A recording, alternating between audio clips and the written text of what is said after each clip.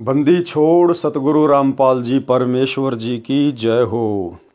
परम पिता परमात्मा सारी सृष्टि के रचनहार कुल मालिक असंख्य ब्रह्मांडों के स्वामी जगत गुरु तीनों लोकों में प्रवेश करके सबका भरण पोषण करने वाले राजाधिराज आत्माधार नाथों के नाथ देवों के देव महादेव सर्वेश्वर महेश्वर मृत्युंजय अजरो अमर आदि अनादि सनातनी प्रभु जगत पिता जगदीश्वर श्री श्री 1008 की उपाधि के वास्तविक अधिकारी अकाल मूरत शब्द स्वरूपी राम वासुदेव सर्वगतम ब्रह्म परम पूज्य प्रथम पूज्य परम संत परम पुरुष परम धनी परम दयालु सत्य कबीर हक्का कबीर अल्लाहु अकबर बाखबर अल्लाह ताला जगत के तारणहार जगत के मुक्तिदाता जगत के जगन्नाथ हारे के सहारे हिंदुओं के राम मुसलमानों के अल्लाह सिखों के वाहेगुरु ईसाइयों के मसीह दया के सागर दयानिधि करुणा के सागर करुणानिधि स्वयंभू परिभू संकट मोचन कष्ट हरण मंगल करण दुख भंजन अविगत कबीर निर्विकार निर्विषम परमात्मा अलय अलेख सतगुरु आदि अनादि सतगुरु असली मर्यादा पुरुषोत्तम असली राम असली कृष्ण असली घनश्याम असली मुरारी राजाओं के राजा महाराजाओं के महाराजा शहंशाहों के शहंशाह सम्राटों के सम्राट भगवानों के भगवान अल्लाहों के अल्लाह प्रभुओं के प्रभु मसीहाओं के मसीह सच्चे वाहेगुरु बाबाओं के बाबा पीरों के पीर सेठों के सेठ जगत सेठ सावड़सा सेठ सर्वगुण संपन्न अनंत कोटि कलाओं के स्वामी अनंत कोटि ब्रह्मांडों के नायक योगियों में महायोगी ध्यानियों में महाध्यानी सिद्धों में परम सिद्ध ज्ञानियों में तत्व ज्ञानी ब्रह्म ज्ञानी महाज्ञानी परम ज्ञानी सर्वश्रेष्ठ ज्ञानी विज्ञानी युवा कबीर समरथ कबीर असमवात अमित ओझा सच्चे रहनुमा करीम अल्लाह शुभान अल्लाह दुनिया के अंतिम पैगंबर 8 सितंबर 1951 से गांव धनाना जिला सोनीपत हरियाणा भारतवर्ष की पावन भूमि पे प्रकट रियल कल की भगवान श्री नारायण साकार हरि श्री बाबा साहिब शब्द स्वरूपी राम संत श्रोमणी सतगुरु रामपाल जी परमेश्वर जी के चरण कमल में साध संगति से जुड़े हुए देश विदेश से सभी सत्सेवक भाई बहनों का अनंत कोटि दंडवत प्रणाम।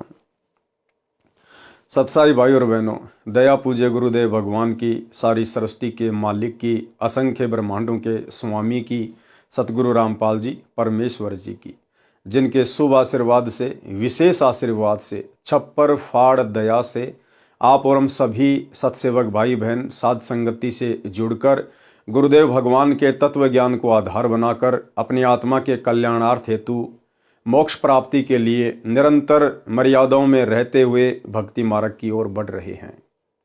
भाई और बहनों, परमात्मा की विशेष मेहर जो गुरुदेव ने हमें साध संगति से जोड़ा, क्योंकि साध संगति इस कलयुग की बिचली पीढ़ी में सतलोक के लिए ट्रेनिंग सेंटर है। साध संगति से जोड़कर ही परमात्मा आत्मा को विकारों से मुक्त करेंगे और सतलोक के योग्य हंस बनाएंगे। आने वाले समय में पूरा विश्व जुड़ेगा, पूरी दुनिया जुड़ेगी।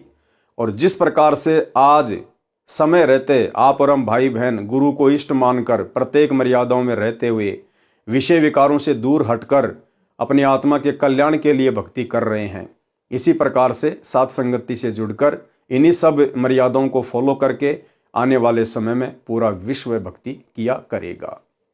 तो भाई और बहनों, पूज्य गुरुदेव भगवान के कर कमल से लिखित पवित्र पुस्तक मुक्ति बोध के ऊपर वीडियो बनाने की श्रृंखला जारी है। इसी श्रृंखला में आज हमारा ये 10वें नंबर का वीडियो है। प्रत्येक वीडियो में सतगुरुदेव भगवान के आशीर्वाद से हमें बहुत कुछ अध्यात्म से संबंधित सीखने को मिलता है, जानने को मिलता है। अब हम आज के वीडियो में आगे बढ़ते हैं। पवित्र ग्रंथ मुक्ति बोध पेज नंबर 77। आज परमेश्वर जी ने अपने कर कमल से सुदामा जी की जो कथा है वो लिखी है। कथा एक चीज का भाई और बहनों आप और हमने अब ज्ञान हो जाना चाहिए, पूरी तरह से ये आभास हो जाना चाहिए, हमारे हर प्रकार के संदेह मिट जाने चाहिए।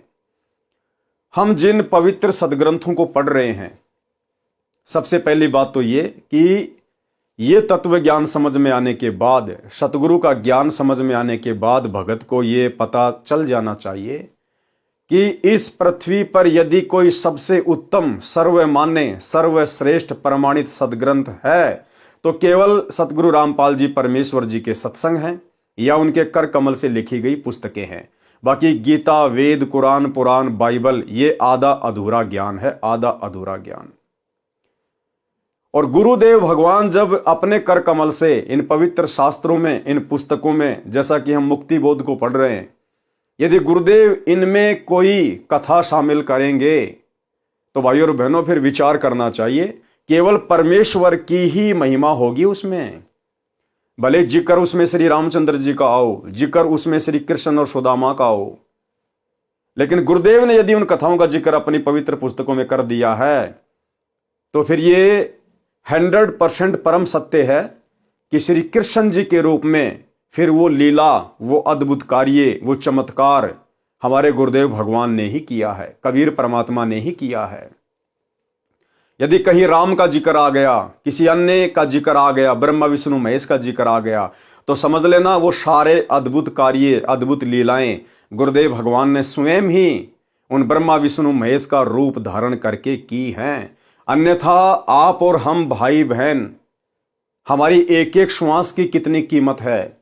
गुरुदेव भगवान ने कितना वजन बताया भगत की एक एक श्वास का, कि कहता हूं कहीं जात हूं, कहूं बजाकर ढोल, श्वास जो खाली जात है ये 3 लोक का मोल।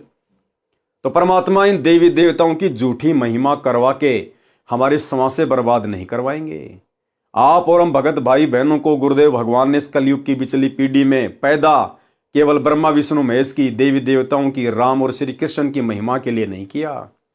इसलिए गुरुदेव की पुस्तकों में यदि कहीं राम कृष्ण का जिक्र आता है, ब्रह्मा विष्णु महेश का जिक्र आता है, तो समझ लेना उनके रूप में वो अद्भुत लीलाएं स्वयं कबीर परमेश्वर सतगुरु रामपाल जी ने ही की है। तो आज हम जो कथा सुनने जा रहे हैं सुदामा और श्री कृष्ण जी की, तो श्री कृष्ण रूप में ही सुदामा जी के चरण स्वयं कबीर परमेश्वर सतगुरु रामपाल जी परमेश्वर जी ने धोए थे। आज हम आगे बढ़ते हैं। कथा सुदामा जी को धनी बनाया। किसने धनी बनाया सुदामा जी को? श्री कृष्ण जी तथा ब्राह्मण सुदामा जी सहपाठी थे, यानी दोनों साथ साथ पढ़ा करते थे। शिक्षा काल में दोनों की घनिष्ठ मित्रता थी। शिक्षा उपरांत श्री कृष्ण जी द्वारिका के राजा बने। सुदामा जी अपना पारंपरिक कार्य कर्म कांड करके यजमानी करने लगे। वे वास्तव में ब्राह्मण थे। ग्रंथों के ज्ञान के अनुसार अपने जीवन को चलाया करते थे, परंतु ऋषियों को ही ग्रंथों के गूढ़ रहस्यों का ज्ञान नहीं था।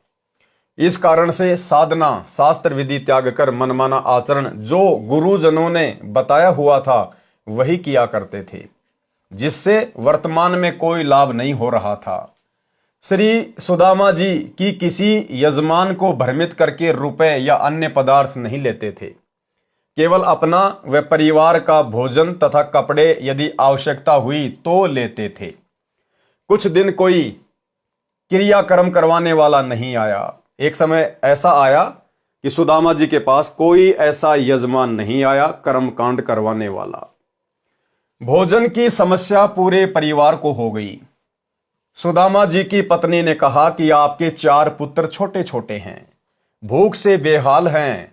आप कहते हो कि द्वारिकाधीश श्री कृष्ण मेरे मित्र हैं, वे द्वारिका के राजा हैं, आप कुछ धन मांग लाओ। वे आपको मना नहीं करेंगे, क्योंकि आप कहते हो कि शिक्षा काल में वे आपके परम मित्र थे। वे आपके साथ घर आते थे और इकट्ठा खाना खाते थे। सुदामा जी ने कहा कि ब्राह्मण मांगता नहीं है। क्या कहा सुदामा जी ने? कि ब्राह्मण मांगता नहीं है।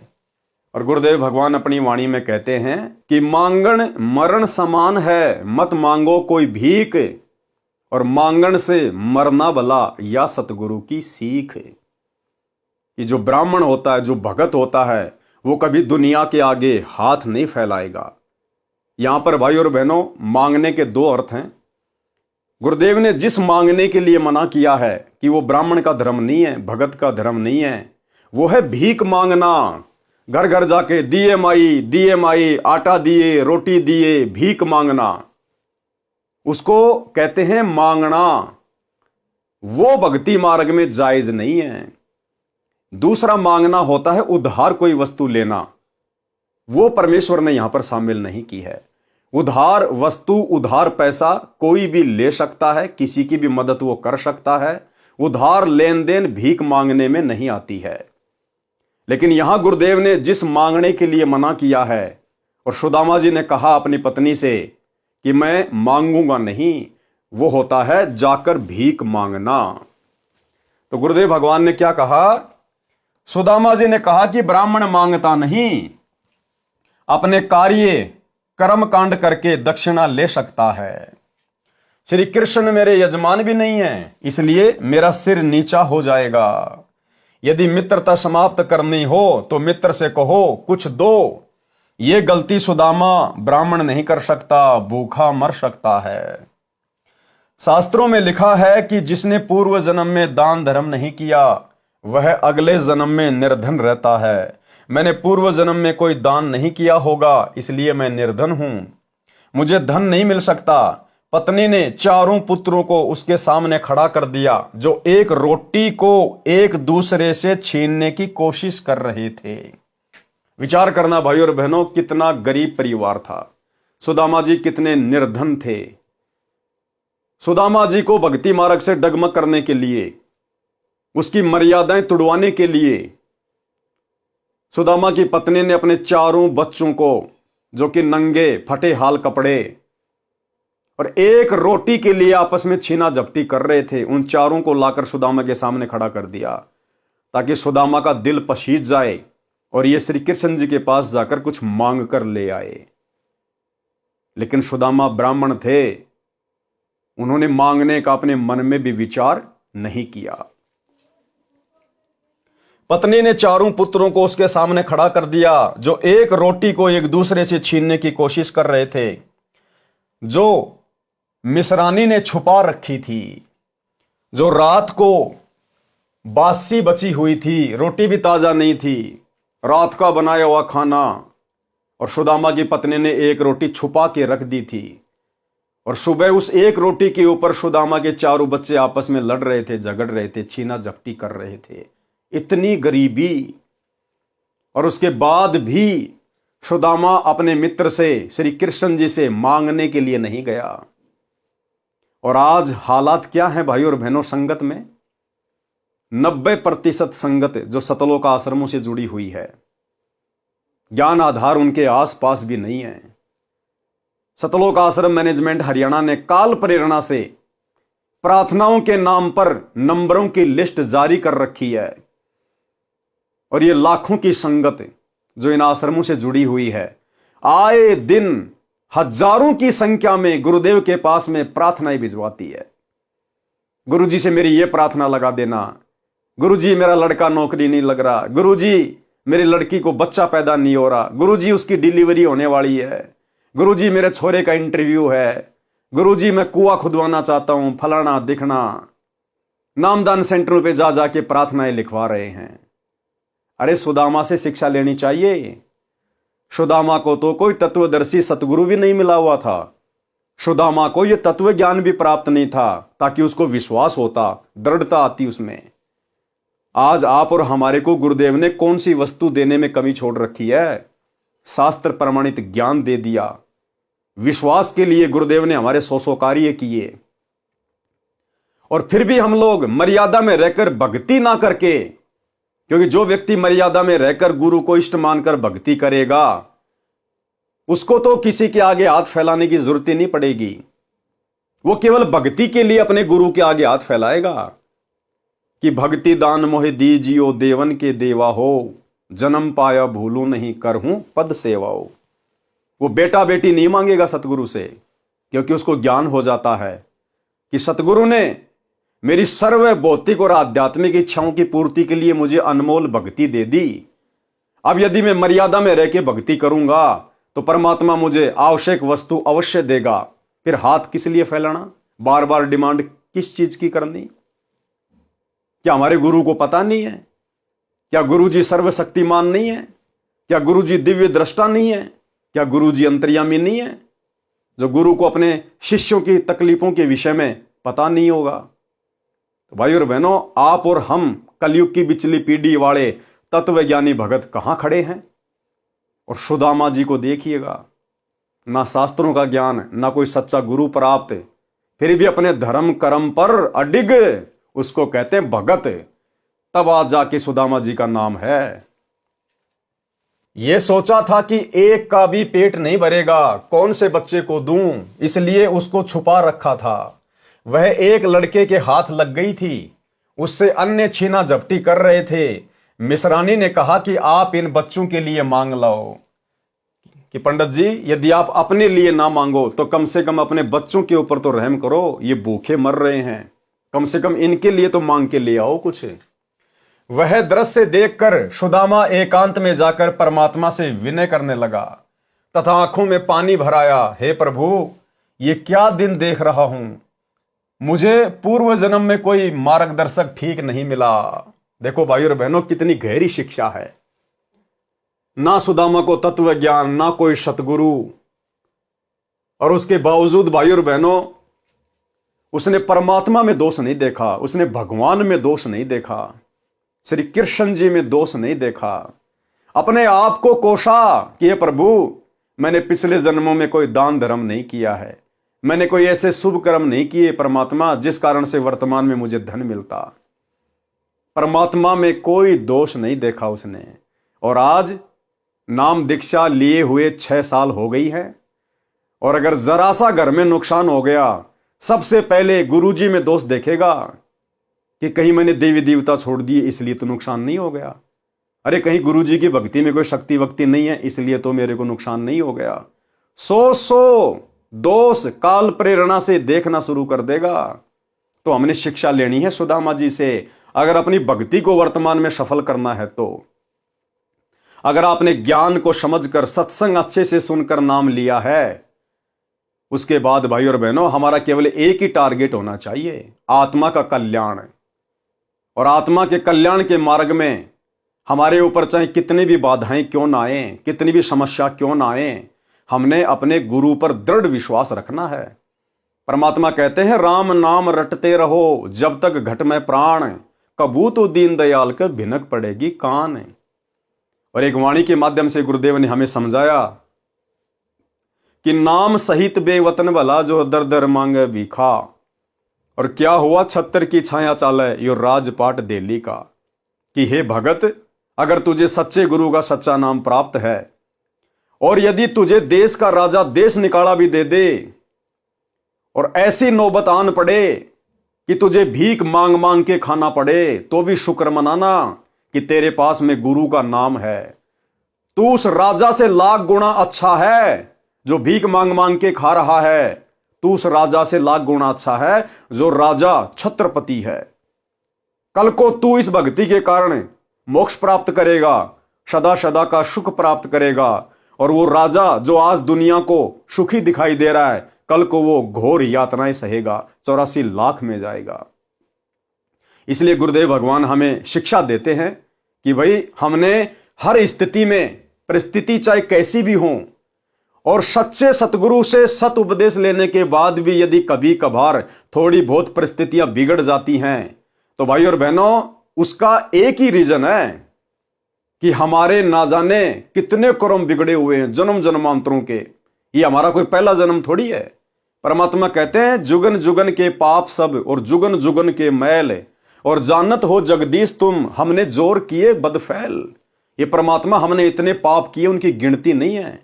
एक कसाई अपनी जिंदगी में कितनी हत्याएं करता है, हमने अरबों खरबों जो है वो कसाईयों के जन्म भोगे।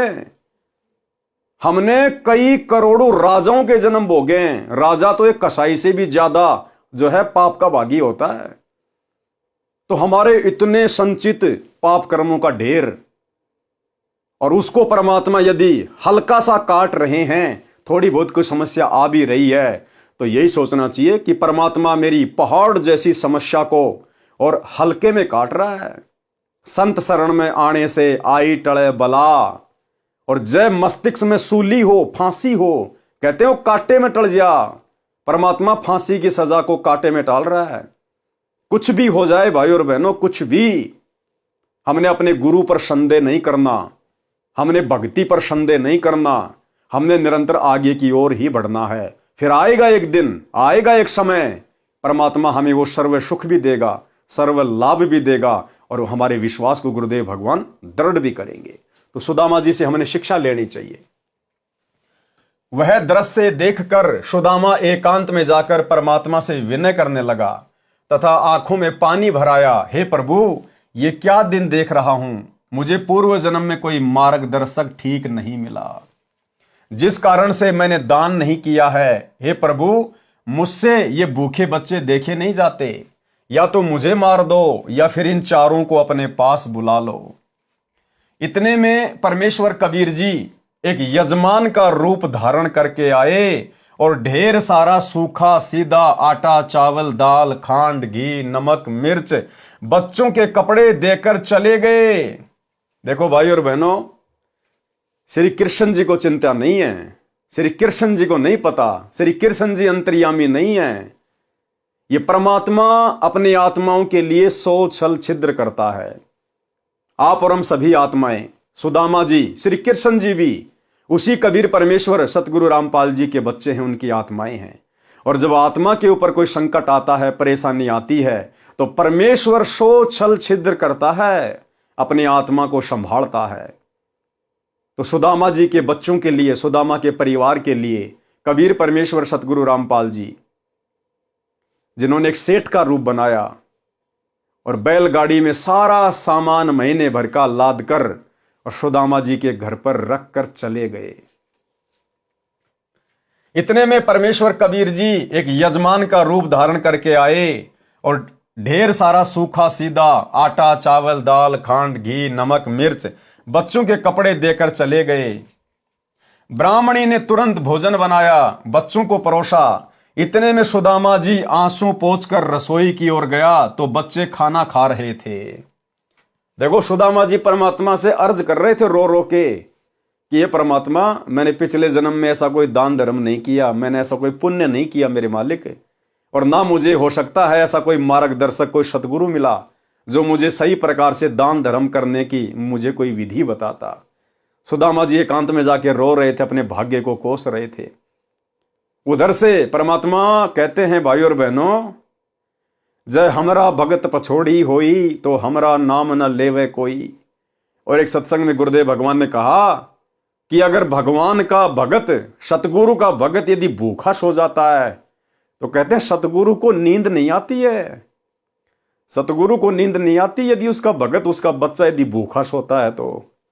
अरे सांसारिक जीवन में देख लो भाई, जो भाई बहन माता पिता बन चुके हैं वो देख लो, अगर उनके बच्चे यदि भूखे हैं, घर में खाना नहीं है, क्या उन माता पिता को रात को नींद आएगी? नहीं आएगी। और गुरुदेव भगवान कहते हैं, बहुत प्यारा बालक माँ का और उससे बढ़कर शिष्य गुरुआं का। एक माँ को अपना बच्चा बाप से सैकड़ों गुना ज्यादा प्यारा होता है, और गुरुदेव कहते हैं गुरु को अपना शिष्य उस माँ से भी सैकड़ों हजारों गुना ज्यादा जो है वो प्रिय होता है। तो गुरु को भला कैसे नींद आ सकती है? परमात्मा का सिंहासन भी हिल जाता है अगर उसके भगत पे दिक्कत आती है तो। लेकिन भगत होना चाहिए कोई फॉर्मेलिटी वाला भगत नहीं, सत भगत, कि चाहे मेरी गर्दन क्यों ना कटे, मैं गुरु की मर्यादा नहीं तोड़ूंगा। तो सुदामा जी एकांत में जाके रो रहे हैं, परमात्मा से अर्ज कर रहे हैं। उधर से परमात्मा सुदामा के एक यजमान का रूप बना के और परमेश्वर गाड़ी भर के लेके आ गया। ज्यों राखो त्यों ही रहूं, ज्यों राखो त्यों ही रहूं, हमरा के चारा खाने जाद खरीद हूं, गुलाम तुम्हारा। परमात्मा की रजा में राजी रहना सीखना पड़ेगा अपने।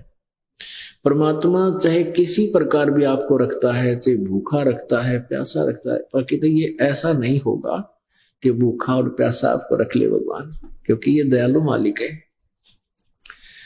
उसके बच्चे जो सही भक्ति पर लग रहे हैं वो भूखे प्यासे नहीं रह सकते हैं, उनके परमात्मा को नींद नहीं आओ। फिर उसके बच्चे जो सही भक्ति पर लग रहे हैं वो भूखे प्यासे नहीं रह सकते हैं, उनके परमात्मा को नींद नहीं आओ। फिर ऐसे ही भाई और बहनों, आने वाले समय में ये दुनिया इस परमात्मा को ना पहचान के अपने पैरों के ऊपर जो ये कुल्हाड़ी मार चुकी है, इस युग परिवर्तन के समय में जब त्राही त्राही मचेगी, अकाल पड़ेगा, सूखा पड़ेगा, उस समय भाई और बहनों यदि हमारे घर में भी कुछ नहीं होगा, यही परमात्मा सतगुरु रामपाल जी भगवान सोच छल छिद्र कर देगा। परमात्मा इस परमेश्वर को आज वर्तमान में गाड़ी लेके आने की जरूरत नहीं है, बैठा बैठा रसोई में सामान भर देगा, पीपे में आटा भर देगा, सिलेंडर में गैस भर देगा। यह परमात्मा वो समर्थ है।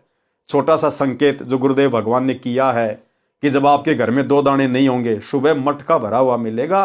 मटका सुनिए, फिर भगवान व्यवस्था करेगा।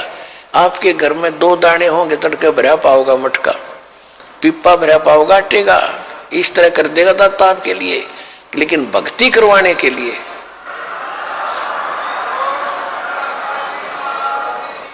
ये उनकी करेगा जो भक्ति करेंगे, और जो बकवाद चाहोगे वो अपना करते रहियो। ठीक है, जैसा भक्ति भजन करेंगे उनका लाभ मिल जाएगा, लेकिन वो उसमें से खड़ी रह जाएंगे। तो भाई और बहनों, परमात्मा कहते हैं चिंत्या तो हरि नाम की और न चिंत्या दास, और जो कोई चिंत्या नाम बिना सोई काल की फांस।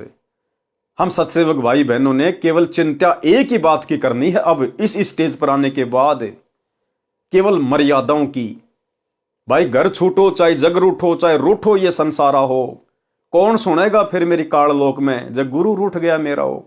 और भाई और बहनों, जब भगत के ऊपर ऐसी परिस्थिति आती हैं, ऐसे हल्के पुल्के संकट आते हैं, तो समझ लेना कि वो गुरु परीक्षा ले रहा है। गुरु की नजर पल पल हमारे ऊपर है। थोड़ा बहुत कोई संकट देकर ही तो गुरु देखेगा कि मेरे भगत के अंदर सील, संतोष, विवेक, दया, अक्षमा, इसके अंदर कुछ गुण विकसित हुए हैं या नहीं हुए हैं। मेरा भगत मेरे ऊपर दृढ़ विश्वास कर पा रहा है या नहीं कर पा रहा है, या खाली देखा देखी भक्ति कर रहा है। जैसे परमात्मा अपनी वाणी में कहते हैं, भक्ति भाव भादो नदी सबे चले गहराए, और सरिता सोए जानिए जो जेठ मास ठहराए। असली नदी वो है जो जेठ के महीने में, जून के महीने में, गर्मी के महीने में भी जो बहती रहे, असल में वो है नदी। तो भगवान सतगुरु अपने भक्तों को थोड़े बहुत कष्ट देकर, अपनी तरफ से परेशानियां देकर भी अपने भगत की परीक्षा लेता है। तो सुदामा जी ने परमेश्वर से एकांत में जाके रो रो के अर्ज की। उधर से परमपिता परमेश्वर जी आए और मालिक सारा सामान घर में रख के चले गए। इतने में परमेश्वर कबीर जी एक यजमान का रूप धारण करके आए और ढेर सारा सूखा सीधा आटा, चावल, दाल, खांड, घी, नमक, मिर्च बच्चों के कपड़े देकर चले गए। ब्राह्मणी ने तुरंत भोजन बनाया, बच्चों को परोसा। इतने में सुदामा जी आंसू पोंछकर रसोई की ओर गया तो बच्चे खाना खा रहे थे। पूछने पर पता चला कि कोई भगत आया था। कौन भगत आता था भाई और बहनों? गरीब की मदद कौन करता है? गरीब की मदद तो केवल गरीब निवाज करता है, भगत की मदद केवल सतगुरु करता है। पूछने पर पता चला कि कोई भगत आया था, वह सामान दान कर गया है। सुदामा जी ने पूछा कि क्या नाम बताया था? पत्नी ने कहा कि दामोदर नाम बताया था। दामोदर अपने आप को छुपाया परमात्मा ने, जैसे आज छुपा रहे अपने आप को। संत रामपाल जी के नाम से आ गए कबीर परमात्मा। पत्नी ने कहा कि दामोदर नाम बताया था। सुदामा जी ने अपने दिमाग पर जोर दिया तो कोई भी दामोदर नाम का यजमान उनका नहीं था। कि भाई मेरा तो कोई दामोदर नाम का कोई यजमान है ही नहीं, भला कौन दे गया? उस नाम का कोई भी व्यक्ति नगरी में नहीं था। उस दिन के अतिरिक्त 3 दिन का राशन पूरे परिवार का था। 3 दिन का राशन रख गए परमात्मा पूरा। 3 दिन का क्यों रखा? मालिक ने आगे भी सोच रखा था कि आगे मैं किस विधि से इन बच्चों का पालन पोषण करूंगा। उस दिन के अतिरिक्त 3 दिन का राशन पूरे परिवार का था। पत्नी ने फिर आग्रह किया कि आप श्री कृष्ण जी से कुछ मांग कर ले आओ। तो सुदामा ने हाँ कर दी। देखो भाई और बहन, हम लोग ऐसे मार खा जाते हैं, ऐसे मार खा गया सुदामा। उधर जाके जब वो भगवान से अरदास कर रहा था तो परमात्मा पीछे से यजमान का रूप बना के सब कुछ रख के चले गए। लेकिन सुदामा का धैर्य फिर जवाब दे गया पत्नी के बार बार कहने से। और फिर सुदामा ने हाँ कर दी कि ठीक है मैं जाता हूं। लेकिन मन में फिर भी यही था कि मांगूंगा कुछ नहीं, अगर नहीं जाऊंगा तो ये घर में झगड़ा करेगी, इससे अच्छा है चलो मैं जाके आ जाता हूं। अगर वो अपने आप दे देगा तो ठीक है, नहीं तो मैं नहीं मांगूंगा। पत्नी ने फिर आग्रह किया कि आप श्री कृष्ण जी से कुछ मांग कर ले आओ। तो सुदामा ने हां कर दी, परंतु मन में यही था कि जाकर आ जाऊंगा, मांगूंगा नहीं। किसी मित्र या रिश्तेदारी में जाते समय उनके लिए घर से कुछ मिठाई बनवा कर ले जाने की परंपरा थी। उसके स्थान पर पत्नी ने 3 मुट्ठी यानी 250 ग्राम चावल भूनकर भगत के पल्ले से बांध दिए।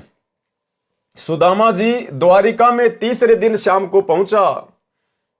मैले कपड़े, टूटी जूती, एक भिखारी जैसे वेश में श्री कृष्ण जी के राजभवन के सामने द्वार पर खड़ा हो गया और द्वारपाल से अंदर जाने के लिए आज्ञा चाहिए। तो द्वारपाल ने परिचय पूछा, कौन हो, क्या नाम है, कहां से आए हो, क्या काम है?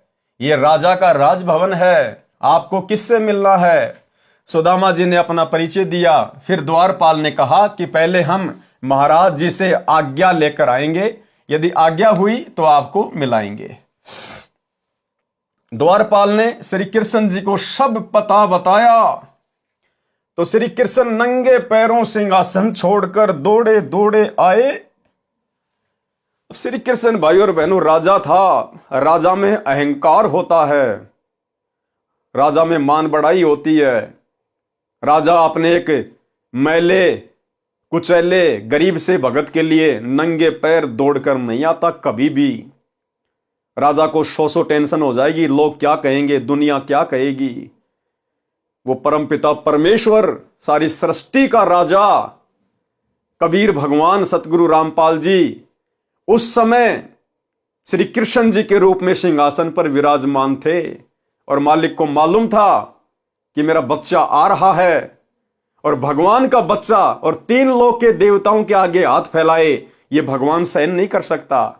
इसलिए परमात्मा सतगुरु रामपाल जी स्वयं श्री कृष्ण रूप बनाकर सिंहासन पर जाकर बैठ गए। और जैसे ही सुदामा का नाम सुना, तुरंत नंगे पैर दौड़ लिए परमात्मा। ये परमेश्वर अपनी आत्माओं से इतना प्रेम करते हैं और आप और हम आज भी इनको नहीं पहचान पा रहे। आज हमारे लिए 21 महीने की 2006 में जेल, 2014 से 10 साल से जेल। भाई और बहनों, आम संत होता तो फांसी खा के मर जाता, फांसी खा के। परमार्थ के लिए निस्वार्थ भाव से इतना संघर्ष धरती पे कोई नहीं कर सकता। केवल एक बाप अपने बच्चों के लिए कर सकता है, परमात्मा अपनी आत्माओं के लिए ही कर सकता है। तो परमेश्वर दौड़ लिए। द्वारपाल ने श्री कृष्ण जी को सब पता बताया। तो श्री कृष्ण जी नंगे पैरों सिंहासन छोड़कर दौड़े दौड़े आए और मैले धूल भरे कपड़ों समेत सुदामा जी को गले से लगा लिया और सिंहासन पर बैठा दिया, अपने सिंहासन पर बैठा दिया परमेश्वर ने। फिर अपने हाथों सुदामा जी के पैर धोए। भाई और बहनों, आज हमें अपने गुरुदेव के चरणामृत को बनाने के लिए उनके चरण धोने में शर्म आ रही है। और यहां परमात्मा ने अपनी आत्मा को सिंहासन पर बैठा कर उनके पैर धोए गरम गरम पानी से, परमेश्वर जी ने। फिर अपने हाथों सुदामा जी के पैर धोए, नहाया, नए कपड़े पहनाए, कई प्रकार का भोजन बनवाया। खाने के लिए जो चावल सुदामा जी लाए थे उनको बड़ी रुचि के साथ श्री कृष्ण जी ने खाया। भाई और बहनों, बहुत गहरी शिक्षा है, ध्यान रखना। सुदामा जी की पत्नी ने, मिश्रानी ने जो 250 ग्राम चावल, 3 मुट्ठी चावल जो दिए थे भून के, परमेश्वर ने, सतगुरु रामपाल जी भगवान ने बड़े प्रेम के साथ में खाए, बड़े आनंद के साथ में खाए। सुदामा जी के चावल का भोग लगाया परमात्मा ने।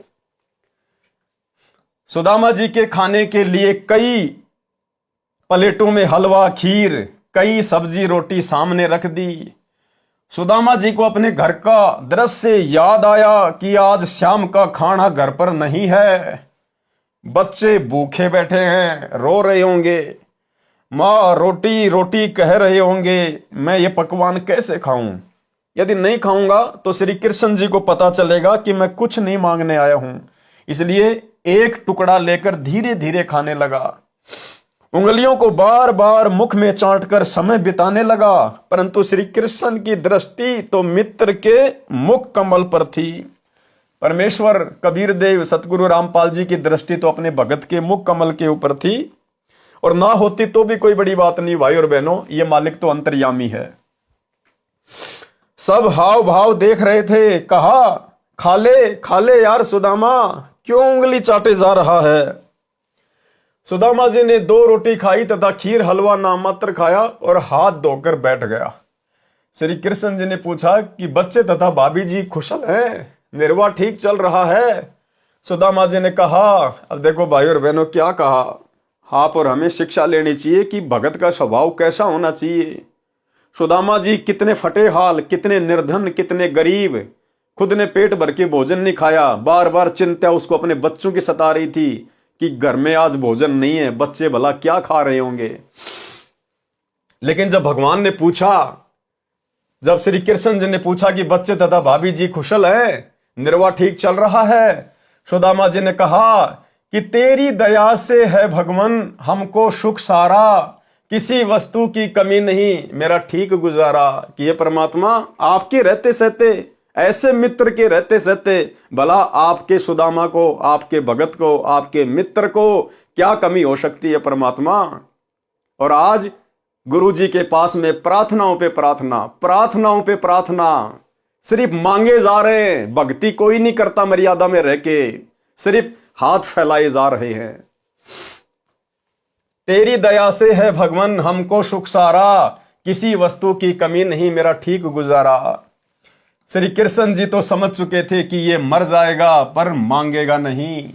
उसी समय सुदामा जी को दूसरे कमरे में विश्राम के लिए निवेदन किया और राज दरबार में जाकर विश्वकर्मा जी को बुलाया, जो मुख्य इंजीनियर था, तथा सुदामा जी का पूरा पता लिखाकर उसका सुंदर महल बनाने का आदेश दिया। इस कबीर परमेश्वर जी को कोई आवश्यकता नहीं है किसी इंजीनियर को बुलाने की, ये खुद ही इंजीनियर है जिन्होंने पूरी कायनात को रचा है। इस परमेश्वर ने खुद ही सारा खेल खेला और सुदामा जी का महल बना दिया, तथा कहा कि लाखों रुपए का धन ले जा, जो भगत के घर रखाना, ये कार्य 1 सप्ताह में होना चाहिए। विश्वकर्मा जी ने 6 दिन में कार्य संपूर्ण करके रिपोर्ट दे दी। सुदामा जी प्रतिदिन चलने के लिए कहते तो श्री कृष्ण जी विशेष विनय करके रोके रहे। 7वें दिन सुदामा चल पड़ा, नए बहुमूल्य कपड़े पहने हुए थे। रास्ते में सोचता हुआ आ रहा था कि श्री कृष्ण मेरे से पूछ रहा था कि किसी वस्तु का अभाव तो नहीं है। क्या उसको दिखाई नहीं दे रहा था कि मेरा क्या हाल है? वही बात सही हुई कि मित्रता समान हैसियत वालों की निभती है। सुदामा जी के मन में दोष आ गया। अंत में परमेश्वर जी ने सुदामा जी को विदा कर दिया और बढ़िया बढ़िया सुंदर सुंदर जो है कपड़े उनको पहना दिए। अब भाई और बहनों, सुदामा के मन में ये कि देख, चलते समय और मेरी हालत को देखकर और मुझे कुछ दान धर्म तक नहीं दिया कि भाई तू ले जा, 1000 रुपए ले जा, लाख रुपए ले जा, ये सामान ले जा। भाई वो तो राजा था, कुछ भी दे सकता था, लेकिन देख मुझे कुछ नहीं दिया। और फिर मन ही मन में सोचने लगा कि लोग ठीक कहते हैं, मित्रता अपनी समान हैसियत वाले के साथ में ही होनी चाहिए, गरीब की अमीर की मित्रता नहीं होती है। और फिर मुझसे पूछ रहा है कि घर में कोई कमी तो नहीं है, क्या उसको दिखाई नहीं दे रहा था? मेरे फटे पुराने कपड़े, मेरा मैला कुचैला शरीर, क्या उसको दिखाई नहीं दे रहा था कि मैं कितना सुखी हूं और मैं कितना दुखी हूं? फिर भी मेरे से कह रहा है कि सब ठीक ठाक है ना। इतना दोष सुदामा जी के मन में श्री कृष्ण जी के प्रति आ गया। आप और हमारे लिए शिक्षा है भाई और बहनों, आप और हमारे लिए। अब सुदामा को नहीं पता था इस बात का कि तेरे वहां से निकलने से पहले ही परमात्मा ने विश्वकर्मा को आदेश देकर और तेरे घर को धन धान्य से भरपूर करने का आदेश दे दिया, तेरा महल बनवाने का आदेश दे दिया। भगवान की प्रोसीजर उसी समय शुरू हो चुकी थी, लेकिन हम ठहरे जीव। सुदामा के मन में दोष आ गया। इसी प्रकार भाई और बहनों, इस परमेश्वर की क्या मर्जी होती है, क्या इसकी प्रक्रिया चल रही है, आप और हम 2 कोटि के जीव हैं, हम नहीं समझ सकते। हमने दीक्षा ले ली, यदि ज्ञान समझ में आ गया तो हमने केवल दृढ़ विश्वास के साथ निरंतर आगे बढ़ना है। चाहे आजीवन परमात्मा हमें टूटी चप्पलों में क्यों ना रखे, एक टाइम के भोजन में क्यों ना रखे, फटे पुराने कपड़ों में क्यों ना रखे, बदहाली में क्यों ना रखे। हमने अपने गुरु पर कभी संदेह व्यक्त नहीं करना चाहिए कि ये परमेश्वर जो आप दे रहे हो, जो आप कर रहे हो, परमात्मा मेरे लिए तो राजा से कम नहीं है। हमने उसकी रजा में राजी रहना होगा, तब परमेश्वर हमसे प्रसन्न होंगे। लेकिन सुदामा के मन में दोष आ गया। अब दोष आया तो फिर उसकी सजा भी मिलनी थी। रास्ते में जंगली लोगों ने सुदामा के वो कपड़े छीन लिए, नंगा कर दिया सुदामा को, अंडरवियर तक नहीं छोड़ी उसकी। ये उसको सजा मिली भगवान के ऊपर संदेह करने की। रास्ते में सोचता हुआ आ रहा था कि श्री कृष्ण मेरे से पूछ रहा था कि किसी वस्तु का अभाव तो नहीं है।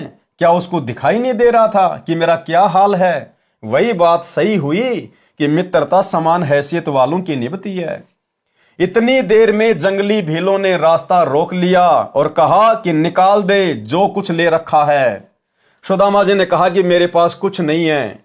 भीलों ने तलाशी ली तो कुछ नहीं मिला। सुदामा जी के कीमती धोती कुर्ता छीन ले गए, उसको नंगा छोड़ गए। सुदामा जी को यह सजा अविश्वास की मिली थी। किस बात की सजा मिली भाई और बहनों? अविश्वास की। जबकि सुदामा तो उस समय परमेश्वर की शरण में भी नहीं था। उसने कोई गुरु भी धारण नहीं कर रखा था जो तत्वदर्शी हो। उसके बाद भी भगवान के ऊपर अविश्वास करने की यह सजा मिली। आज आप हमें वही परमात्मा मिला हुआ है, कबीर देव सतगुरु रामपाल जी। आज हम इनकी शरण में हैं। और यदि आज हमने अपने गुरुदेव पर किसी भी पॉइंट को लेकर, किसी भी बात को लेकर यदि हमने जरा भी संदेह व्यक्त कर लिया, किसी के कहने से, कुछ भी बकवाद करने से, दुनिया भर के सिर परे सोशल मीडिया पर तरह तरह के वीडियो बनाकर गुरुदेव भगवान के ऊपर उंगलियां उठाते रहते हैं, यदि हमने जरा सा भी मन में संदेह कर लिया तो भाई और बहनों, अविश्वास की सजा कहीं न कहीं हमें अवश्य भोगनी पड़ेगी। सुदामा जी को यह सजा अविश्वास की मिली थी। शाम को सूर्य अस्त के बाद अपनी झोपड़ी से थोड़ी दूरी पर अंधेरे में एक पेड़ के नीचे खड़ा होकर देखने लगा तो देखा कि झोपड़ी उखाड़कर फेंक रखी है। अब सुदामा को नहीं पता था इस बात का कि झोपड़ी उखाड़कर भगवान ने महल बनवा दिया। सुदामा ने देखा भाई किसी अमीर आदमी ने और मेरी झोपड़ी को उखाड़ दिया और यहां पर अपना महल बना लिया, और भाई पता नहीं मेरे बच्चे कहां होंगे, किस हाल में होंगे, भूखे मर रहे होंगे। ये सोचने लगा एक पेड़ के नीचे खड़ा होकर।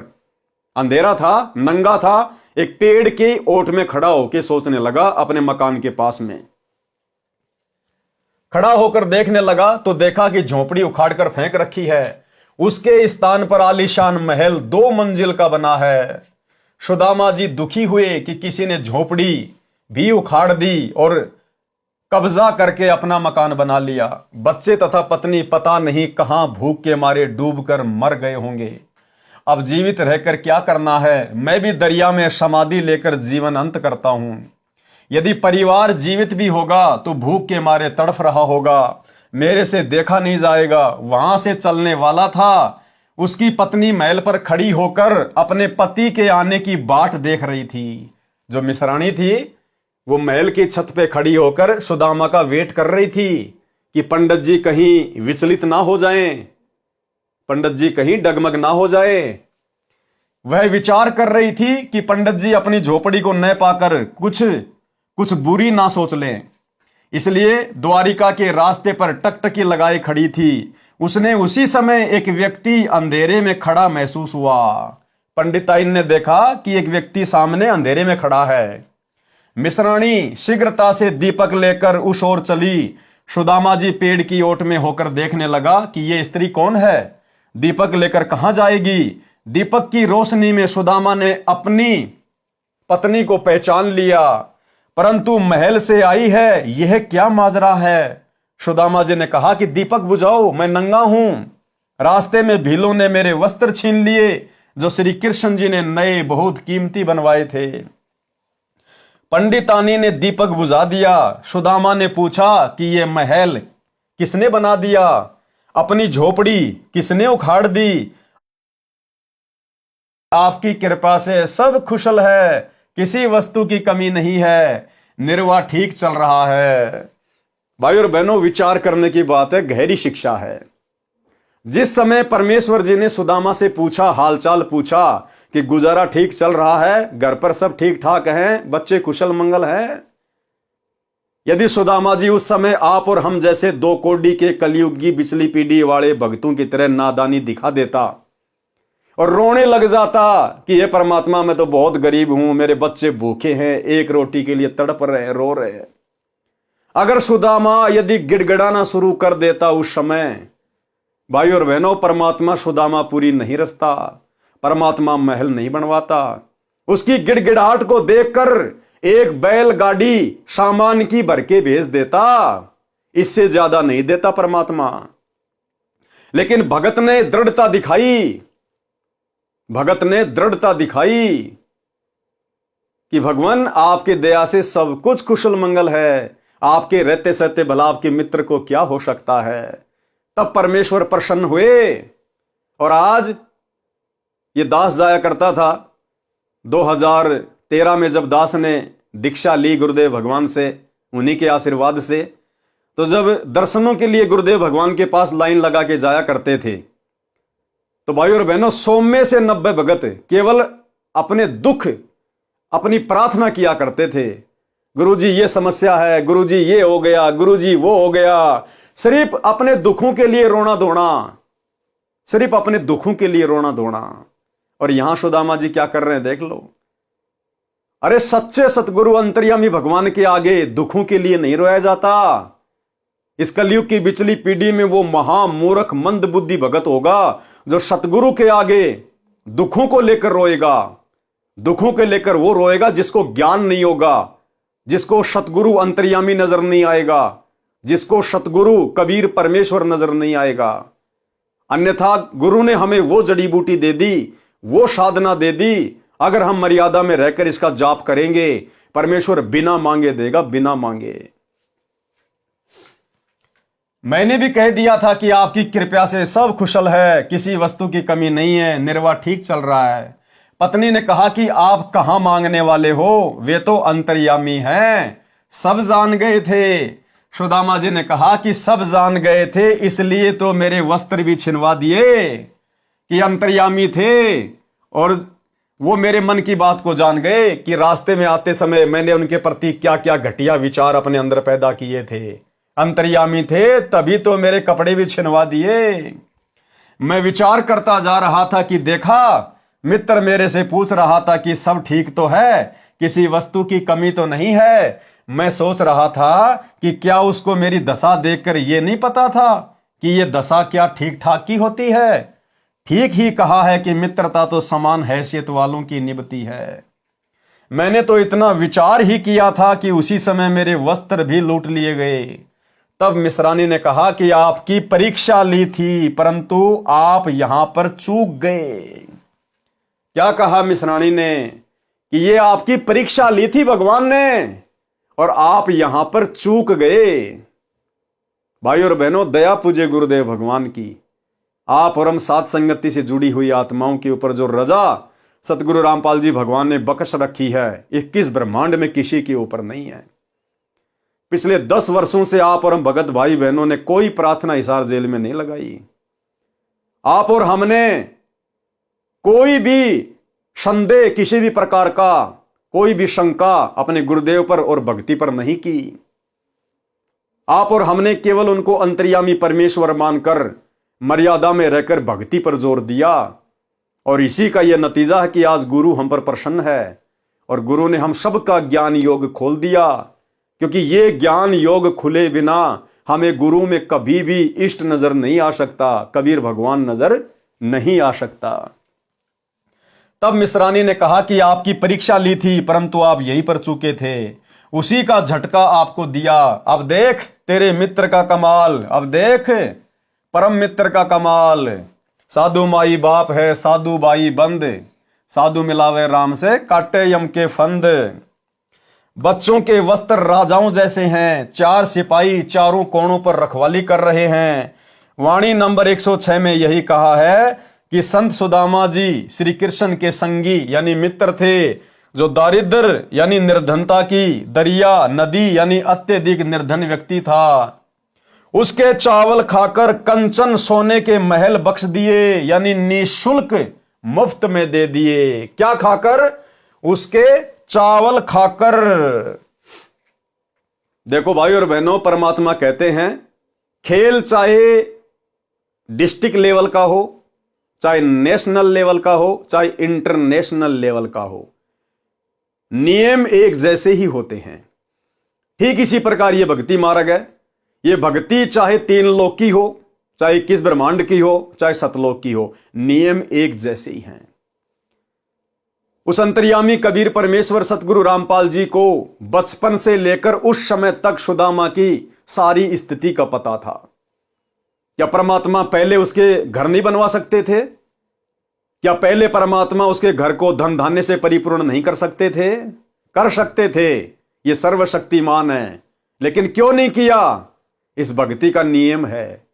परमात्मा कहते हैं देते को हरि देत है जहां तहां से आण, और अण देवा मांगत फिर साहिब सुने नहीं कान।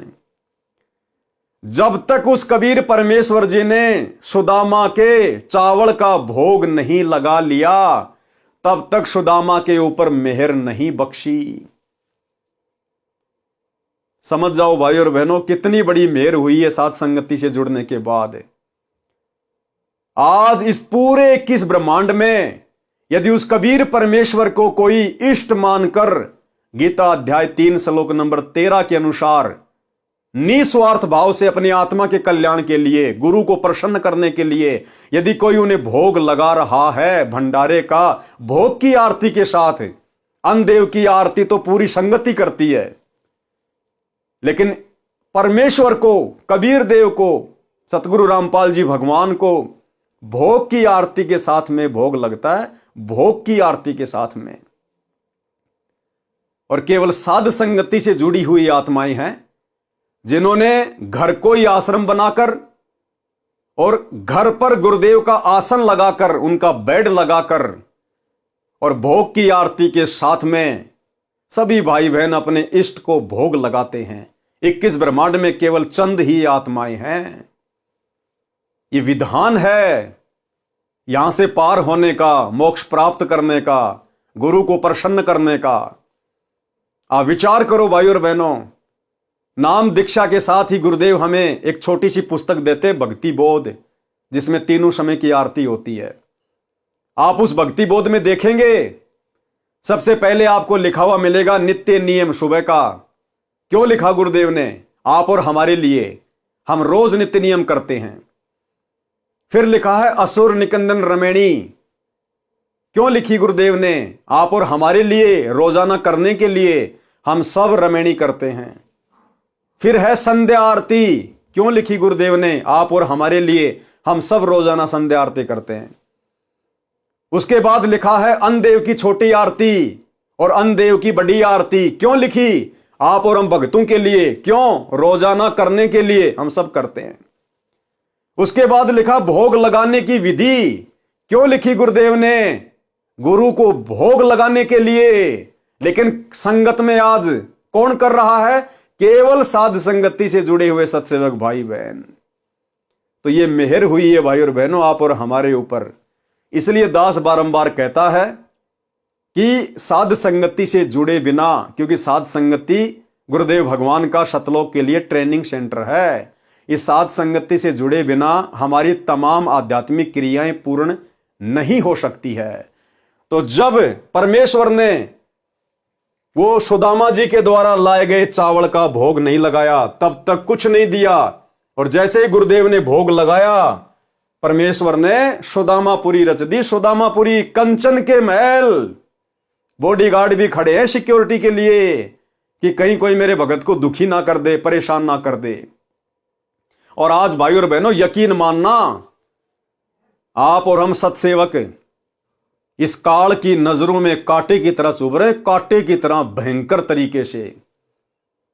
इसका जी करता है कि इनको मसल दूं मैं, लेकिन उसका जोर नहीं चल रहा हम सत्सेवकों के ऊपर, क्योंकि परमेश्वर ने रक्षा कवच बना रखा हमारे चारों तरफ, हमारे मकानों के चारों तरफ, हमारे शरीर के चारों तरफ रक्षा कवच। उसको तीर जैसे झटके लगते हैं जब वो पास आता है तो। और गुरुदेव भगवान ने स्पष्ट कर रखा कि बच्चों, अगर मर्यादा में रहोगे, गुरु को इष्ट मानोगे, ये देवी देवता ब्रह्मा विष्णु महेश ये तुम्हारे बॉडीगार्ड बनकर खड़े रहेंगे तुम्हारे घर के चारों तरफ, कि कोई भूत प्रेत अन्य कोई देवता इनको कोई दुखी ना कर दे, कोई परेशान ना कर दे। सतगुरु रामपाल जी भगवान के आदेश से, कबीर परमेश्वर के संविधान से ये देवी देवता हमारे घरों के चारों तरफ सिक्योरिटी करते हैं, सिक्योरिटी सूक्ष्म रूप में। तब हम सुरक्षित हैं गुरुदेव के विशेष आशीर्वाद से, क्योंकि हम गुरुदेव को प्रसन्न करने की दिशा में आगे बढ़ रहे हैं। हम पीले पर्चों को आंख बंद करके नहीं मानते, हम कोऑर्डिनेटरों के आदेशों को आंख बंद करके फॉलो नहीं करते, हम सत्संगों के विरुद्ध गुरुदेव के परिवार के द्वारा करवाए जाने वाले घटिया कुकर्मों में आंख बंद करके सहयोग नहीं करते। हम स्टेडियम बनवाने में सहयोग नहीं करते, हॉस्पिटल बनवाने में नहीं करते, हम गुंडों की सीबीआई जांच का समर्थन नहीं करते, हम आरक्षणों में नहीं जाते, हम किसी का जाट भवन बनवाने के लिए ज्योति पाठ और दान का पैसा नहीं देते। इसलिए गुरुदेव हम पर प्रसन्न है ज्ञान आधारित भक्ति को देखकर। इसलिए परमेश्वर ने दया बख्शी है गीता अध्याय 3 श्लोक 13 के अनुसार स्वयं को भोग लगवाने की। इस 21 ब्रह्मांड में इस परमेश्वर को सतगुरु रूप में आए हुए भगवान को कोई पहचान नहीं सकता। ये भगवान स्वयं अपनी पहचान करवाता है अपनी विशेष आत्माओं से। गोता मारूं स्वर्ग में जा बैठूं पाताल, गरीब दास ढूंढता फिरूं अपने हीरे मोती लाल। आज इस लाखों की संगत में से यदि परमेश्वर के कोई हीरे मोती लाल हैं, केवल सत्सेवक हैं, केवल सत्सेवक। विचार, श्री कृष्ण जी राजा थे। क्या कह रहे हैं गुरुदेव भगवान कि विचार करो। श्री कृष्ण जी राजा थे, अपने मित्र की इतनी सहायता करना एक राजा के लिए कोई बड़ी बात नहीं है। इतनी सहायता तो एक स्टेट का मंत्री अपने मित्र की आसानी से कर सकता है। परमेश्वर कबीर जी ने एक अति निर्धन मुसलमान लुहार तैमूर लंग की एक रोटी खाकर 7 पीढ़ी का राज्य बख्श दिया था। उसी जीवन में तैमूर लंग राजा बना जिसका राज्य विशाल था। दिल्ली की राजधानी पर उसने अपना प्रतिनिधि छोड़ा था। उसकी मृत्यु के उपरांत कुछ समय दिल्ली की गद्दी पर अन्य ने कब्जा कर लिया था। फिर तैमूर लंग के परपोत्र बाबर ने सन 1526 में लोधी वंश के इब्राहिम लोधी को पानीपत की पहली लड़ाई में हराकर दिल्ली पर कब्जा कर लिया।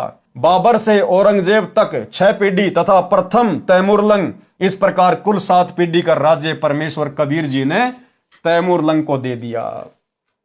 अब यहां गुरुदेव भगवान ने अपनी समर्थता बताई है, कबीर भगवान की यानी अपनी स्वयं की समर्थता बताई है।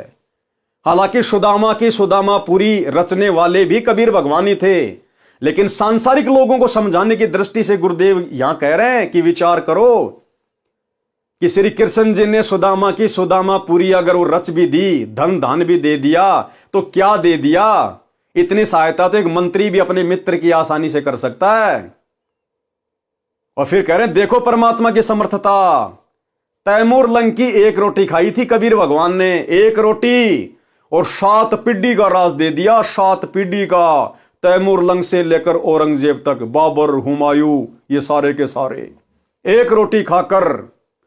तो उस परमेश्वर की समर्थता के आगे श्री कृष्ण जी ने भला अपने मित्र सुदामा की क्या सहायता कर दी, उसके आगे तो ऊंट के मुंह में जीरे के बराबर भी नहीं किया। तो भाइयों और बहनों, हर प्रकार से ये परमेश्वर समर्थ है, सभी आत्माओं का साथी है। इन छोटे मोटे अवतारों के रूप में भी सारा कार्य अपनी आत्माओं का ये परमेश्वर ही सिद्ध करता है।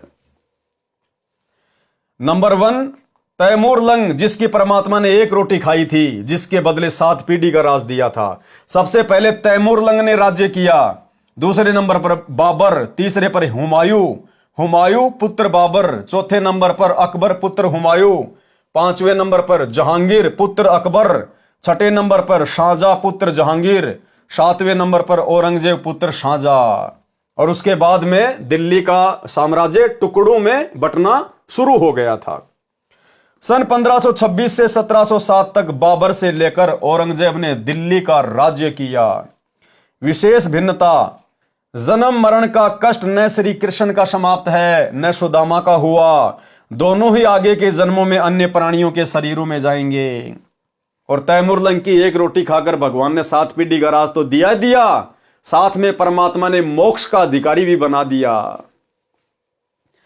तैमूर को 7 पीढ़ी का राज्य भी मिला और मोक्ष भी मिला। सहायता में इतना अंतर समझें, जैसे सहायता तो स्टेट का मंत्री करे, दूसरा देश का प्रधानमंत्री करे, दोनों के सहायता करने में रात और दिन का अंतर होता है। कबीर जी यानी सत्य पुरुष को प्रधानमंत्री जानो और श्री कृष्ण जी श्री विष्णु जी को प्रांत का मंत्री जानो। फिर भी बात भक्ति की चल रही है। कबीर जी ने कहा है कि कबीर जो जाकी सरना बसे, ताको ताकी लाज, जल स्यों ही मछली चढ़े, बह जाते गजराज। वाणी नंबर 107 का सरलार्थ है। आगे गुरुदेव भगवान ने भगत नंदा नाई की जो कथा है उसको शामिल किया है। भगत नंदा नाई सैन की कथा, नाई को कहते हैं सैन। नाई समुदाय में एक महान भगत नंदा जी हुए हैं। नाई को सैन भी कहते हैं। वे परमात्मा की धुन लगन में लगे रहते थे। हालांकि उस समय भगत नंदा जी को कोई सच्चा मार्गदर्शक प्राप्त नहीं था, कोई तत्वदर्शी संत प्राप्त नहीं था। पिछले जन्म की बैटरी चार्ज थी, भक्ति में आस्था थी, और जिसने जैसा भी उनको नाम दे रखा था उस भक्ति में वो मस्त रहते थे, धुन लगा के भक्ति करते थे, सुरती नृत्य से मन लगाकर। राजा के निजी नाई थे और वहां का जो राजा था भगत नंदा जी उसका हजाम किया करते थे, उसकी सेविंग किया करते थे, वो उसका निजी नाई था। रोजाना राजा की हजामत यानी दाढ़ी काटने जाया करते थे, राजा के सिर की मालिश करने भी जाते थे। भगत नंदा जी एक दिन भगवान की भक्ति में इतना मगन हो गया कि उसको ध्यान नहीं रहा कि मैंने राजा की हजामत करने जाना है। देखो कितनी बड़ी बात है भाइयों और बहनों। आज हमें सच्ची भक्ति मिल गई तो भी हमारा ध्यान ये काल इन मंत्रों पर नहीं लगने दे रहा, भक्ति में नहीं लगने दे रहा। दुनिया भर की टेंशन कुछ तो काल ने दे रखी है। कुछ हम भक्तों ने ज्ञान को अच्छे से ना समझकर दुनिया भर की टेंशन, कारोबार, धंधा हमने भी फैला रखा है और हमारा इस भक्ति पर वो ध्यान नहीं लग रहा। उस सुरती नृत्य से आज हम मंत्र नहीं कर पा रहे जो करने चाहिए, जो गुरुदेव चाहते हैं। और इधर नंदा जी, ना इनको ये सतनाम मिला हुआ था, ना सच्चा गुरु था, और जैसी भी साधना थी उसको तन मन से किया करते थे। भगत नंदा जी एक दिन भगवान की भक्ति में इतना मगन हो गया कि उसको ध्यान नहीं रहा कि मैंने राजा की हजामत करने जाना है। राजा की दाढ़ी बनाने जाने का निर्धारित समय था, वह समय जा चुका था। जैसे मान लीजिए राजा की दाढ़ी सुबह वो 11 बजे करता था प्रतिदिन, लेकिन उस समय वो भक्ति में लीन हो गया और वो 11 बजे का समय निकल गया। अब नंदा जी को पता था कि भाई राजा कितना गुस्से वाला है और भाई आज तो तेरे को परिवार समेत वो कोल्लू में पेलेगा, फांसी पे चढ़ाएगा, सूली की सजा तोड़ेगा। इतना भयभीत हो गया। राजा की दाढ़ी करने जाने का निर्धारित समय था, वह समय जा चुका था। 2 घंटे देर हो चुकी थी। राजाओं की जुबान पर दंड रहता था। जो भी नौकर जरा सी गलती करता था तो उसको बेरहमी निर्दयता से कोड़ों से पीटा जाता था, अचेत होने पर छोड़ा जाता था, शरीर की खाल उतर जाती थी, रो रो कर बेहोश हो जाता था। यह दृश्य भगत नंदा कई नौकरों के साथ देख चुका था। आज उनको वही भय सता रहा था। कांपते कांपते राजा के निवास पर पहुंचे।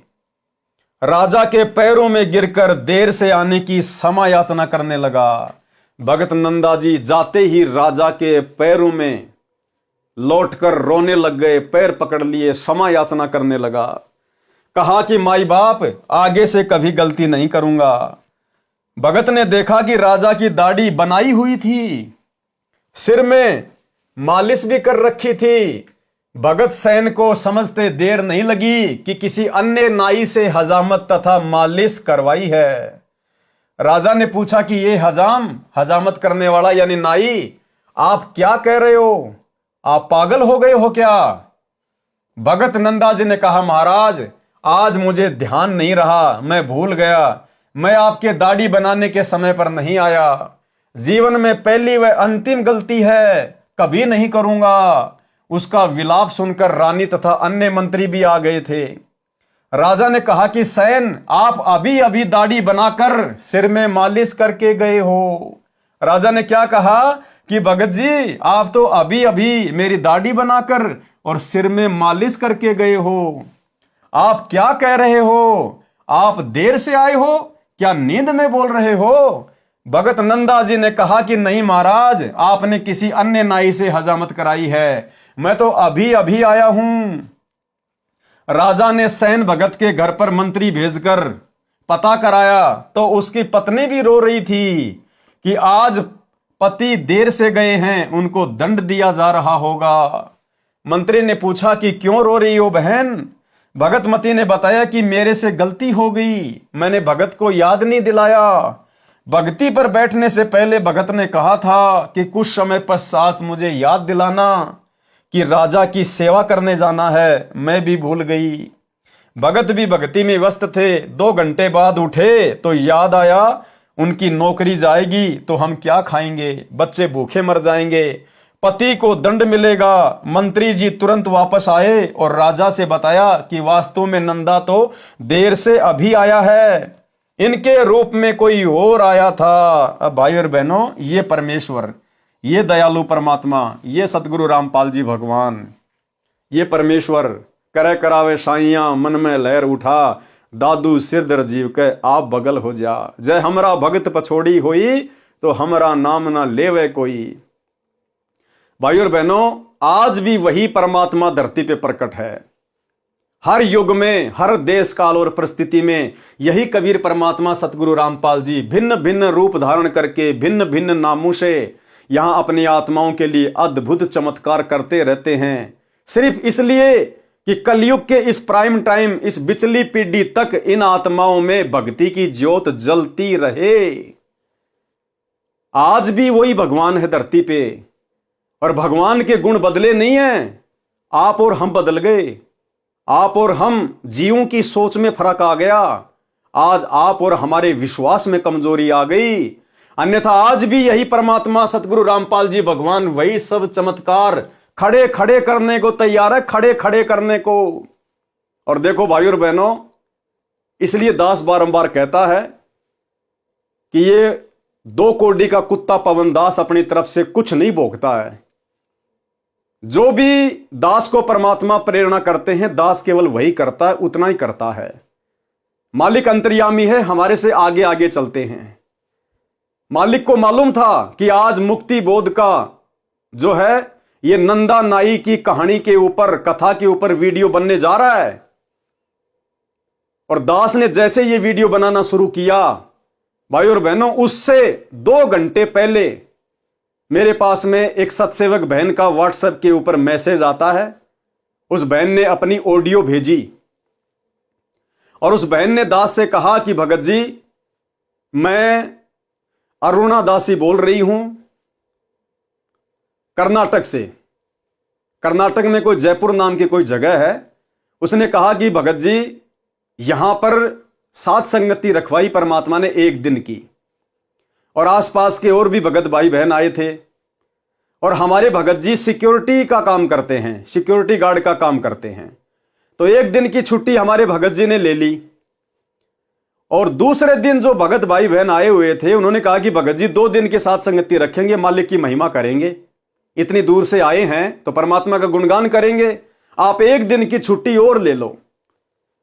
अब उनके भगत जी ने देखा कि नौकरी पे नहीं जाऊंगा तो दिक्कत हो जाएगी, मैं तो उनको बोल के भी नहीं आया, सेठ लोग नाराज हो जाते हैं।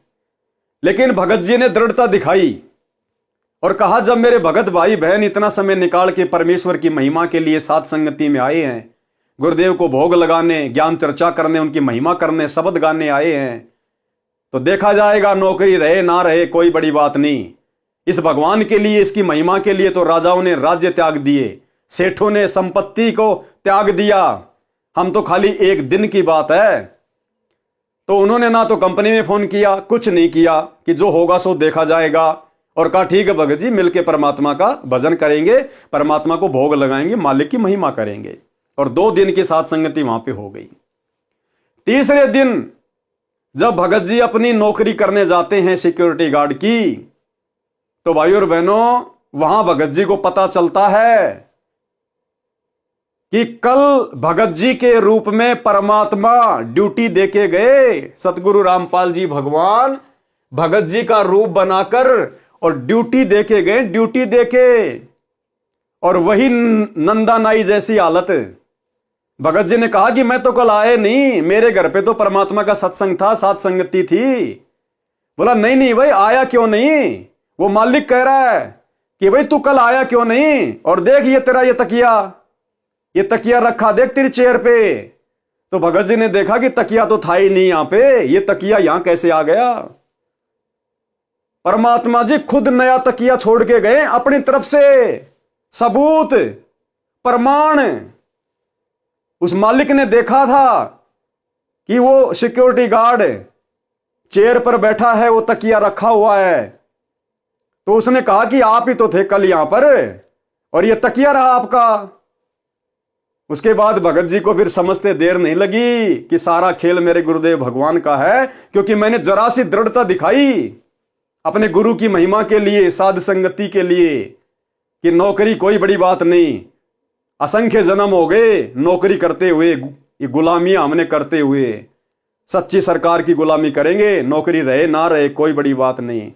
परमात्मा खुद भगत की जगह पूरी रात ड्यूटी देके गए परमेश्वर। आपको खुद उस बहन की ऑडियो सुनाता हूं भाई और बहनों।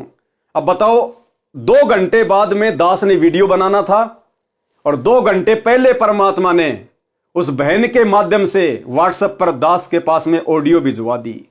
अब बताओ भाई और बहनों, अब परमात्मा नहीं करवा रहा तो कौन करवा रहा है? मैंने थोड़ी फोन किया उस बहन को। मैं तो आप में से कितने भाइयों को फोन करता हूं, कितनों को व्हाट्सएप पे मैसेज करता हूं, आप भाई बहन अच्छी प्रकार से जानते हैं। मैं तो 2-2 महीने तक आपके फोन भी नहीं उठा पाता। तो इस प्रकार हमें विश्वास होता है कि गुरुदेव भगवान नित हमारे साथ में हैं, और सतगुरु रामपाल जी परमेश्वर जी के विशेष आशीर्वाद से, उनकी दया दृष्टि से ये वीडियो बनाए जा रहे हैं भाई और बहनों।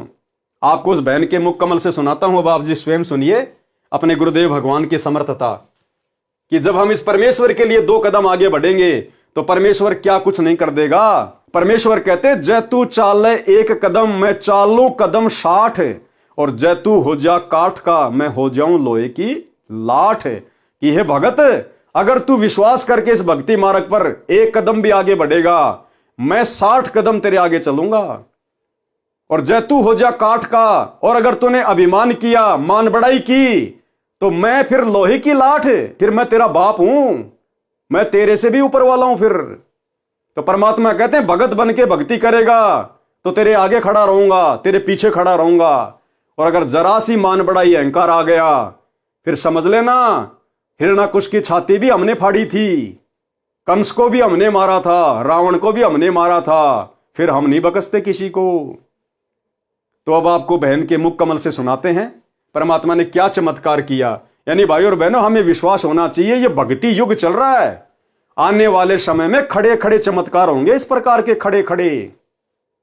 देखो आज ये विज्ञान है, आज ये विज्ञान है, और आज ये विज्ञान से सारे सब कुछ ये काम हो रहे हैं, टीवी, रेडियो, इंटरनेट जो भी है, ये गाड़ियां वगैरह, ये बसें वगैरह, ये एरोप्लेन वगैरह।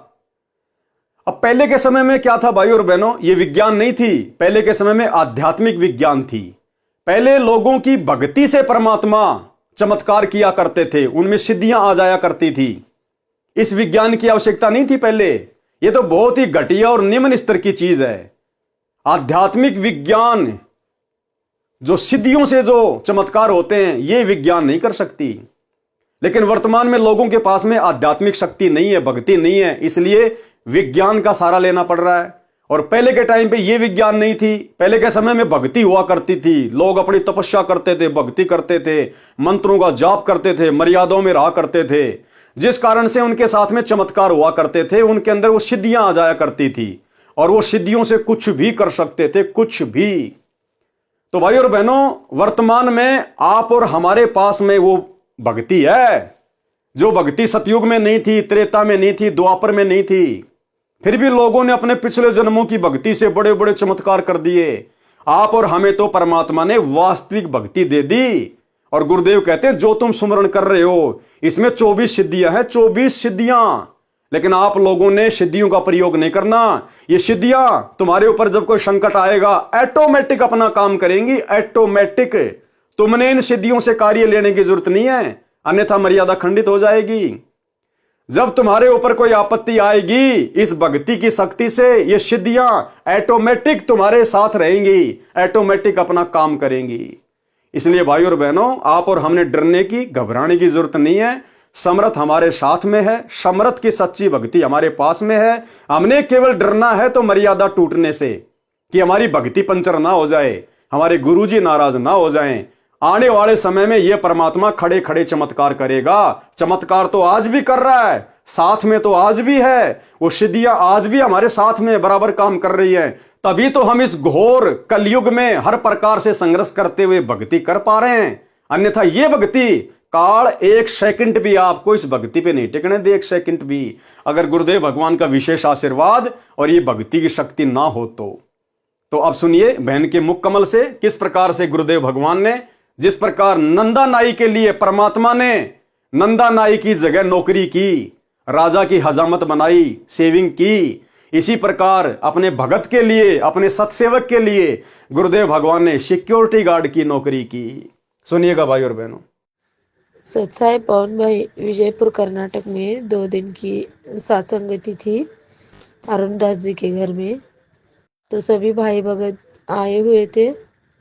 भगत जी ना हमारे सिक्योरिटी ड्यूटी करते हैं वो, तो सिक्योरिटी की ड्यूटी के एक दिन छुट्टी ले लिए। भगत भाई आए थे ना उस दिन, तो दूसरे दिन जाना करके बोले, वो काम पे नहीं गए, नहीं जा पाए।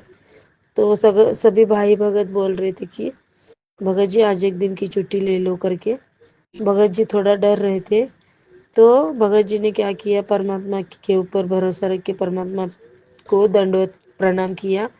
परमात्मा के चरण को सब के चिंता छोड़ के उस दिन भगत जी ने छुट्टी की। तो भगत जी के रूप में परमात्मा ने वही जगह पे जाके सिक्योरिटी की ड्यूटी की। परमात्मा ने उधर प्रमाण के लिए तकिया छोड़ के गए। परमात्मा ने भगत जी के रूप में ड्यूटी करी परमात्मा ने। भगत जी नाइट ड्यूटी, सत्साहेब भगत जी, पवन भाई सत्साहेब और सत्साहेब पवन भाई। और दूसरे दिन भगत जी नाइट ड्यूटी पे गए तो मालक को बोले कि मालक मैं 2 दिन से छुट्टी पे था, तो आपको कुछ बुरा लगा क्या करके भगत जी बोले। तो मालक ने बोला कि आप कहाँ 2 दिन छुट्टी पे थे, एक ही दिन तो आए, एक दिन छुट्टी किया आपने, 2 दिन कहाँ पे छुट्टी किया नहीं करके ऐसे बोले मालक। तो भगत जी उनको पूछे ये तकिया किसका है मालक, दूसरे को लगाए थे क्या ड्यूटी पे करके बोले। तो वो मालक बोले कि नहीं किसी को नहीं लगाया, आप ही का है वो तकिया करके, आप आए थे ना, आप ही का है वो तकिया करके ऐसा बोले भगत जी मालक। सत्साहेब भगत जी, पवन भाई सत्साहेब। भगत जी ने जाके पूछा क्या आपने किसी और को ड्यूटी पे लगा लिया क्या, ये तकिया किसका है। तो उस मालिक ने कहा कि नहीं, अरे कल आप ही तो बैठे थे इस तकिए का सहारा लेके, कल आप ही तो बैठे हुए थे, ड्यूटी कर रहे थे। आपने तो खाली एक ही दिन की छुट्टी ली थी, 2 दिन की कहां ली, कल तो आप आए थे ड्यूटी पे। और ये तकिया आपका ही तो है। ये तकिया प्रमाण है भाई और बहनों, परमात्मा छोड़ के गए अपनी तरफ से। कौन कहता सत्सेवकों के साथ भगवान नहीं है, पल पल हैं, पल पल छाया की तरह। जो बच्चा गऊ की नजर में यूं साईं को संत, भगतों के पीछे फिरे भगत वत्सल भगवंत। अरे जब पीपा भगत जी और उसकी पत्नी सीता जी द्वारिका देखने के लिए समुद्र में छलांग मार गए, तो उस समय अगर कोई यह सोचता कि श्री कृष्ण जी थे तो श्री कृष्ण जी ने तो खाली एक अंगूठी दी थी उनको वापस आते समय कि लो मेरी अंगूठी लेके जाओ। थे वो खुद कबीर परमात्मा ही जिन्होंने श्री कृष्ण जी के रूप में समुद्र के नीचे द्वारिका रच दी अपने भगत के लिए, और वापस आते समय उन्होंने अपनी अंगुली से अंगूठी निकाल के दी जो आज भी वृंदावन में रखी हुई है। तो उस समय तो एक छोटी सी अंगूठी दी थी, आज तो भगवान 5 किलो का तकिया रख के चले गए। तकिया वही भगवान है आज भी, दूसरा नहीं है। भगवान नहीं बदला है। कौन कहता है भगवान आते नहीं, हम भिलनी के जैसे बुलाते नहीं, मीरा के जैसे बुलाते नहीं। तो ये भाई और बहनों, अब ये चमत्कार नहीं तो और क्या है।